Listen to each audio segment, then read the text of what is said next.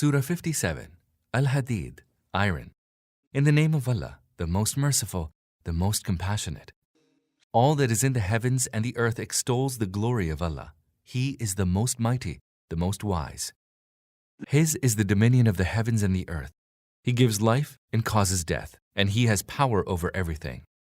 He is the first and the last, and the manifest and the hidden, and He has the knowledge of everything. He it is who created the heavens and the earth in 6 days, and then established Himself on the throne. He knows all that enters the earth, and all that comes forth from it, and all that comes down from the heaven, and all that goes up to it. He is with you wherever you are. Allah sees all that you do.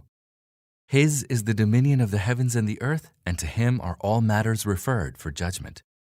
He causes the night to pass into the day, and causes the day to pass into the night, and He fully knows all that is hidden in the breasts of people. Believe in Allah and in His Messenger, and expend of what He has entrusted to you. A great reward awaits those of you who believe and spend their wealth.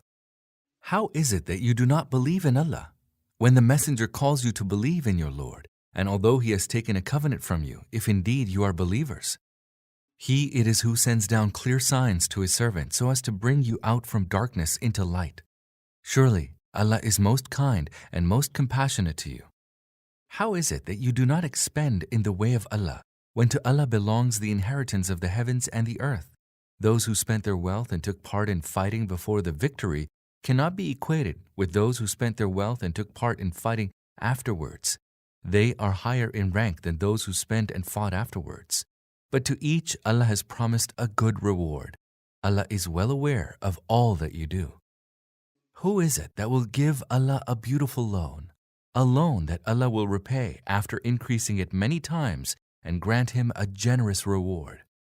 On that day you will see believing men and women that their light will be running before them, and on their right hands they will be told, "A good tiding to you today. There shall be gardens beneath which rivers flow, therein they shall abide."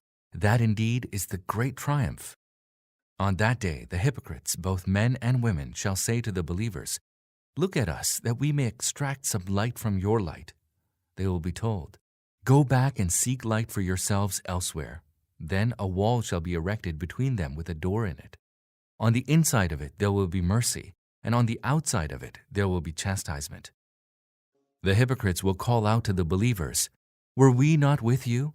The believers will reply, "Yes, but you allowed yourselves to succumb to temptations, and you wavered, and you remained in doubt, and false expectations deluded you until Allah's command came to pass. And the deluder deluded you concerning Allah. So no ransom shall be accepted from you today, nor from those who disbelieved. You are destined for the fire. That will be your guardian, and that indeed is a grievous destination. Is the time not come that the hearts of the believers should be humbled to Allah's remembrance and to the truth that He has revealed, and that they should not be like those who were vouchsafed the book, and then a long time elapsed, so that their hearts were hardened? A great many of them are now evildoers. Know well that Allah revives the earth after it becomes lifeless. We have clearly shown our signs to you. Perchance you will use your reason. Verily, those who give alms, be they men or women, and give Allah a beautiful loan, shall be repaid after increasing it many times, and there shall be a generous reward. In Allah's sight, only those who truly believe in Allah and His messengers are utterly truthful, and true bearers of witness for the sake of Allah. For them is their reward and their light. As for those who gave the lie to our signs, they are the people of hell. Know well that the life of this world is merely sport and diversion and adornment, and an object of your boasting with one another, and a rivalry in the multiplication of riches and children. Its likeness is that of rain. When it produces vegetation, it delights the tillers, but then it withers and you see it turn yellow, and then it crumbles away. In the hereafter, there is either grievous chastisement or forgiveness from Allah and His good pleasure. The life of this world is nothing but delusion.